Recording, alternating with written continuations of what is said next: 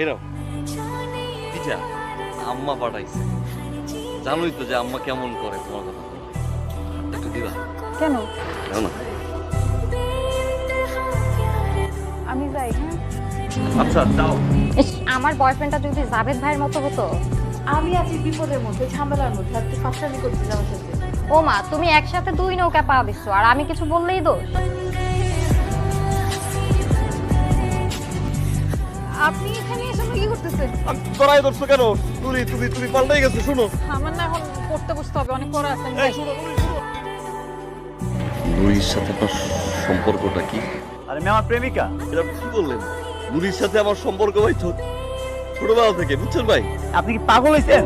অনেক স্মৃতি ভাই, বাচ্চা বাঁচবো না ভাই।